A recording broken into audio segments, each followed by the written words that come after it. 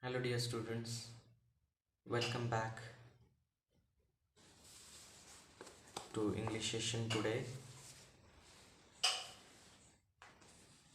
As you know that we are studying our textbook in English for class 10, first flight, unit number 3. In previous session we studied the poem that has been deleted from the syllabus for this academic year, but just for humor that is there in that, we have just read it out and tried to understand some part. How to tell wild animals. Now there is one more poem in this unit, that is the ball poem. The ball poem, when we read the title we find the ball poem. What is it about? Is it about the ball or something else? What do you think it is about? Last time I had given you this task that you should read it yourself and try to understand what is it about. I am sure many of you must have read it, must have understood, and must be very eager to put your own opinions, your understandings about the poem. So you can put here in the chat box your views, your understanding, what does the ball here refer to, and all. So in the introduction of the poem, here it is given that a boy loses a ball. He is very upset. A ball doesn't cost much, nor is it difficult to buy another ball. Why then is the boy so upset? You know, here in this poem we will find that there is a boy who loses his ball, and so he is very upset. But ball doesn't cost much, then there is nothing to worry about, no? But still, the boy is very upset even if he knows that it is not much difficult to buy another ball. Then here the question asks that why then is the boy so upset? So for that we need to read the poem to see what the poet thinks has been lost. So has the poet meant here that just the ball has been lost or something else? Or here the poet refers to something with reference to the ball, and what the boy has to learn from the experience of losing something. And there is something that the poet wants us or the boy in the poem to learn from the experience of losing something. We always say no pain, no gain, or if we want to earn something, we may lose something. So these are many proverbs that we use in our day-to-day life. But let's find what the ball mean here and what the poet wants to convey us a lesson. Here the poet is John Berryman. I will give some brief details about the poet. John Allen M.C. Alfin Berryman was an American poet and scholar. He was born on 25th October 1914 in McAlester, Oklahoma, in the United States of America. He was married to Kate Donahue in 1961. He was educated at Clare College, Columbia University. The Dream Songs 77, Dream Songs, and Berryman's Shakespeare are some of his famous works. He was awarded Pulitzer Prize for Poetry in 1969. He died on 7th January 1972. So this was his introduction, the poet John Berryman. And this poet has tried to depict some good values he wants to be imparted at this early stage in our life. Because this age, being adolescent, we think that whatever we think is the only right and whatever others think is wrong. Let's see, either we are right, either we are wrong, or what things we should learn at this stage of our age. So I'm reading it out now. The poem. What is the boy now who has lost his ball? What? What is he to do? I saw it go merrily bouncing down the street and then merrily over. There it is in the water. And as in the introduction of the poem, we understood that there is a main character, a boy who has lost his ball. And referring to that boy, here the poet says, what is the boy now? When he says, what is the boy now, means today, we can say that that incident took place long back in the past. Because, who is the boy now and what is the boy now? There is difference. When we say who, we want the specific person, his details, his name.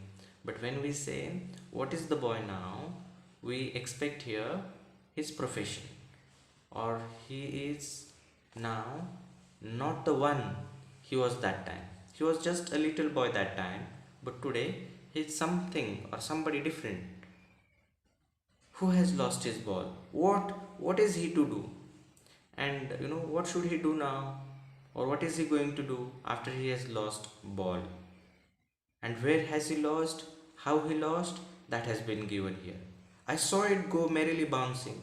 And there the poet says that he was there when the boy lost his ball. And what he saw? That the ball went merrily bouncing.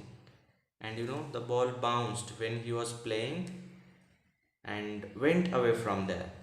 Where? Down the street. And then merrily over, there it is in the water. And he must be playing nearby the river or the ocean where there is water around. And there he was playing, the ball bounced, and the poet refers to it merrily, dancing, bouncing, and the ball went in water finally. And this way the boy has lost his ball. Are you getting some reference what the poet mean? What does the poet mean to say the ball? What does the boy possess? The only ball only? Or does it refer to his childhood and that he has lost today, being grown up? And he misses those days in his childhood, how he could enjoy. And referring these words to the ball, the poet means that merrily, bouncing, dancing. How the children, being so innocent, enjoy their life. But as the days pass and they are grown up, they are not able to enjoy their life the way they want or they could when they were just small kid. No use to say, oh, there are other balls, and the poet could give him a piece of advice saying that, hey, dear boy, don't worry. There are some other balls, you can buy them. Dear students, we can buy the balls, but can money buy our childhood back? Today, you are 15 years old or 16 years old. Can you go back in your past? Just 6 years old? Can you imagine you are just 6 years old? Can I or anybody offer you that you give me so much of amount and I will give you back your 5 years life in the past. Is it possible? No. So here the poet says, no use to say. He knows that ball can be purchased, they can be bought, but not the childhood. And so, purposely it has been given in single inverted comma. Oh, there are other balls. An ultimate second grief fixes the boy as he stands rigid, trembling, staring down all his young days into the harbor where his ball went. And today, the boy is not just a boy but has grown up an adult person, and there he has come and remembers those days. He misses those days in his childhood, and so he becomes little sad. And that grief of his lovely memories in his childhood fixes him. And there he stands, just rigid, trembling, staring down all his young days into the harbor where his ball went. And he remembers, how his childhood has passed, that the ball went, how merrily dancing, bouncing. It means his joy he had that time knew no bounds, no tension, no worry at all. Dear students, you being children find that the adults are happy.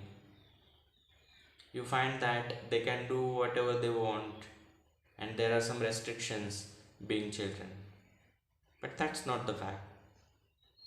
You know, when we go to that level, when we are an adult, we come to know that how happy the childhood is, or how happy the childhood days are. That happiness is not being an adult. And here, the poet is only referring himself as a boy when he has gone back, to that harbor where he had lost his ball. It means that he remembers his childhood days, and then he misses those memories, and so becomes little sad for having lost them forever, because neither money nor anything else can help him buy those days back. I would not intrude on him. You know how? The poet says that he would not intrude on him. He doesn't want to interrupt, nor he wants to give any suggestion to the child that the ball doesn't cost anything, or the boy could buy another ball. He did not want that he should intrude the boy, because the poet knows the fact. What's the fact? That nor money nor anything can help the boy who has been now an adult to buy his ball, that is his childhood, back. He knows the fact. A dime, another ball. Here dime means 10 cents. That is a currency in United States. A dime, another ball is worthless. Now he senses first responsibility in a world of possessions. And there, when we lose something, we really feel very bad for that. Be it a small thing, worthless thing, but when we lose it, we find guilty ourselves that how irresponsible we have been. How could we be so irresponsible? And that feeling makes us sad. The same way here, the boy has lost his ball. Even it cost nothing much, but still he feels bad, sad for that. You know why? Because in this world of possession, he has lost something. Dear student, here the words a world of possessions refer to how self-centered, selfish the people have been. Nothing cost free in this world. If you want to gain something, you have to pay for that. No pain, no gain, as I told you. Nothing cost free. You can't get anything freely. Even we find that we are getting it, but no, you are paying something for that, directly or indirectly. And so here the poet has mentioned that a world of possession, everything is belongs to someone or the other one. And so here the poet has mentioned that it is a world of possession. And in this world of possession, how can a man or a boy lose his ball?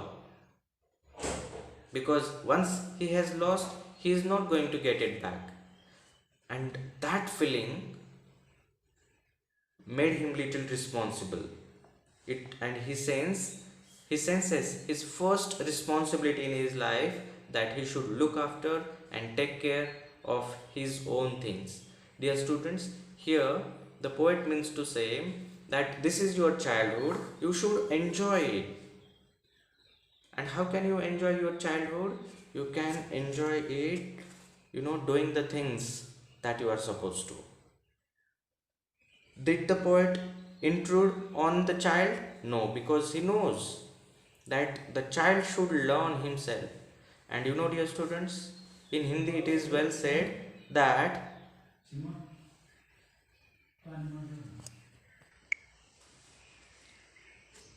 जब तक खुद को अपनी अक्ल आती नहीं है, तब तक अपनी परेशानी पूरी जाती नहीं है.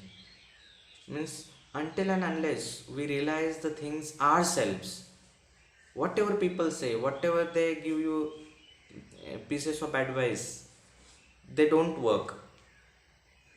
But only when we realize that yes, this is right, that is wrong, then only you get knowledge. Otherwise it is just an information that the people share with you, their experiences, but they don't matter much for you because you have no experience. And this way here, after the boy has lost his ball, he senses here his first responsibility in his life, that how he should take care of his own things. The poet means and wants to convey here that we should enjoy every moment in our life, because no one knows when is our last moment. Father of our nation, Mahatma Gandhi ji, used to say, learn as if you are going to live forever, and live as if you will be no more the next moment. Means when we are learning something, we should not say that no, but don't know when we are going to no more in this world. Don't think that way. Think that you will be forever in the world and learn the things that way. Means he wants to say that we should learn the things perfectly. And he says we should live our life as if we will be no more the next moment. Means we should utilize and enjoy every moment. Even you can enjoy your studies, you can enjoy your taking exercises. So as I was telling you that being a child, whatever you are supposed to do, you do that. Don't do those things that you are not supposed to do, and it will make you happy all the time, and you will be able to enjoy your life. If you remember 3 questions from class 7, you had learned what is the best time, what is the best person, and what is the best thing or work you are supposed to do. The best timing is now. Where you think that this is the something that I am supposed to do it that moment only. Don't wait for the next day or next time. Then whose help or with whom you should do that? Whoever is the person with you, you should ask for the help if you need, and get support and get it done.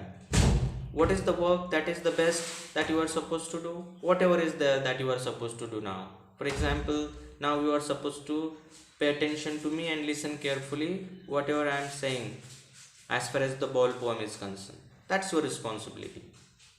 And this is the best time. Don't think that this is a recorded video available on YouTube and I can replay it anytime. So I'm going to pause it now and play it on next day or when the exam will approach. No, dear students, you won't be happy then, neither now nor that time. So that's what here the poet means to say. He senses first responsibility. There are two things. When we lose something, then only we understand the importance of that. For example, if you have a good Android mobile phone with you, the smartphone, but you are not bothered about it, it is with you and it is belongs to you, so you don't care much. But when you will be in need and the phone will be lost, then you want to call somebody or you want to search something on there, and you want that your smartphone, but you are not getting it, then you will understand the importance of that. Today you have your good friends, good members in your family with you, but you are not bothered. But even when you will be there somewhere outside for your future education, then you will realize and miss these days with your parents, and then you will understand their importance in your life. That's very natural, dear students. And so we should understand our responsibility and take care accordingly of the things that we have, because this is a world of possession. People will take balls will be lost always. Now another thing, how the poet has been giving and trying to convey us good lessons, good messages. Try to understand, your students.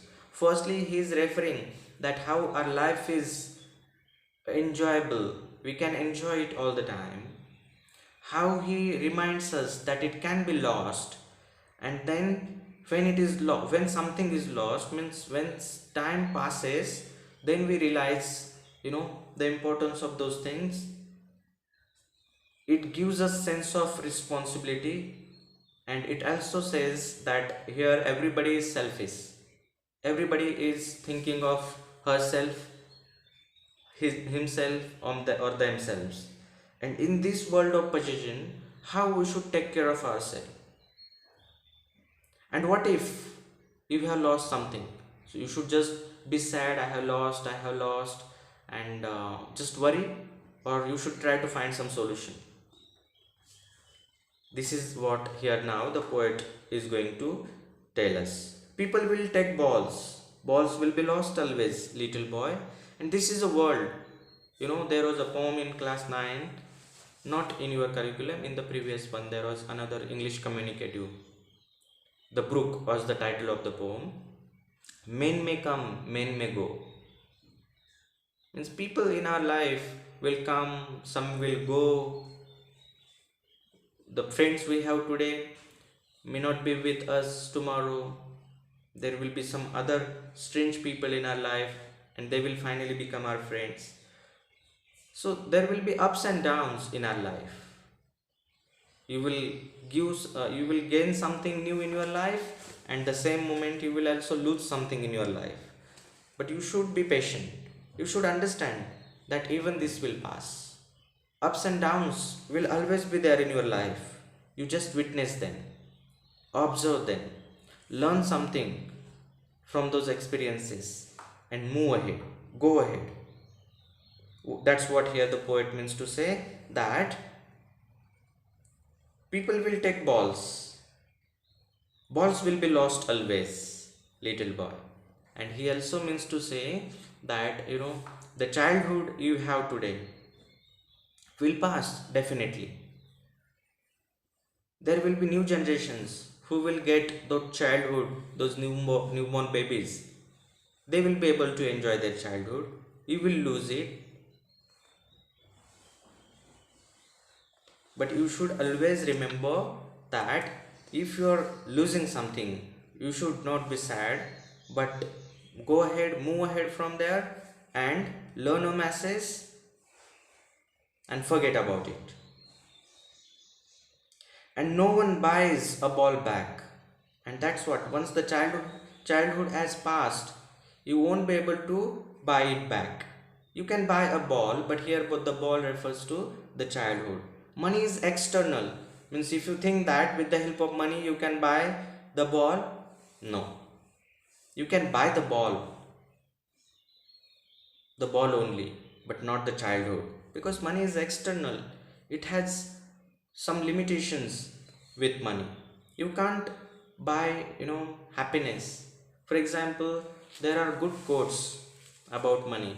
You can buy sofa or mattress, very luxurious one, comfortable for you, but the sleep, you know that is very natural, can only be available not with the money, but when you are worryless, when you are tension free. You can buy all the facilities in the world with the money, but the happiness that should be there with you cannot be bought. You can buy everything in the world for you, but you cannot come over the grief that is a part of our life. There are many quotes about money, that you can do this with money but can't do this. I will share with you if possible, as a good thought. Hmm? He is learning well behind his disparate eyes. And being a child, who has firstly lost something in his life, is learning. And experience is the best teacher. That makes us learn many things. And here the poet says that being a little boy, he is learning well behind his disparate eyes. And he is very disparate. His eyes says the tears are rolling. The eyes are full of tears because of sadness.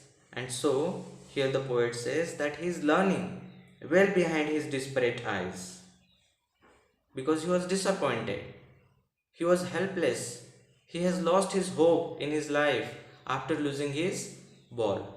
Means, it is also applicable when there is something wrong in our life. We should just not lose our confidence and take some wrong step. Rather, we should wait for the best opportunity or create your own opportunities and move ahead.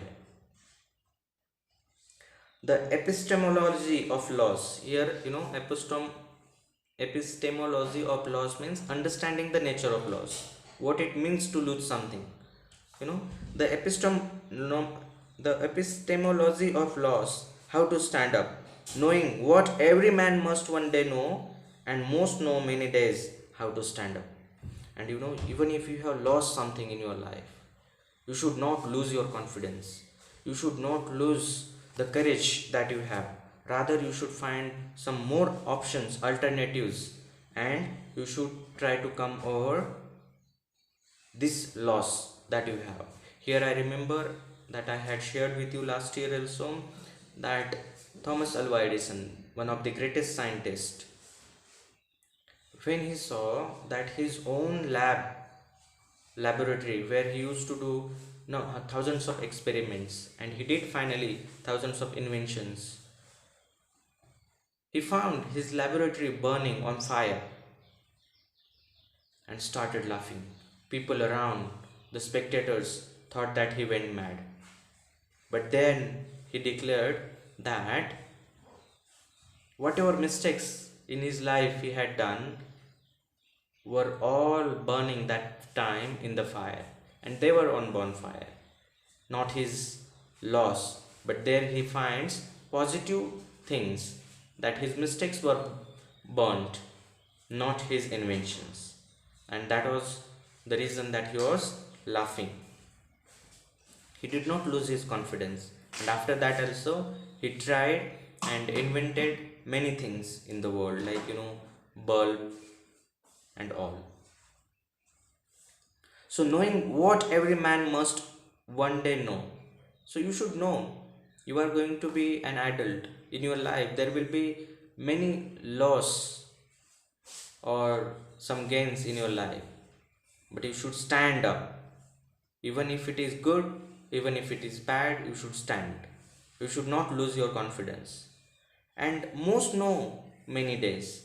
And one day every man in the world must know that you will gain something, you will lose something. This is life. There will be ups and downs. but you should stand up in both the situations, in both the circumstances, and you should always know how to stand up. And most know many days, and mostly people know after many days passes. Means here the poet means to say, when we experience one thing, we learn one thing. That way, when you will experience many things in your life, this is the first time the child has lost his ball, and then he senses here the responsibility. The next time he will come across some other experience and learn something new, and that way we can say the child is learning and knowing what every man must one day know, and most know many days how to stand up. Alright dear students, so that was the poem. We will again discuss the question answers and make it interactive session, so that we can understand the poem better way, and I would also like to hear your experiences. So that's it for today. Thank you so much dear students. Have a great day ahead. Take care, stay home, stay safe. Bye.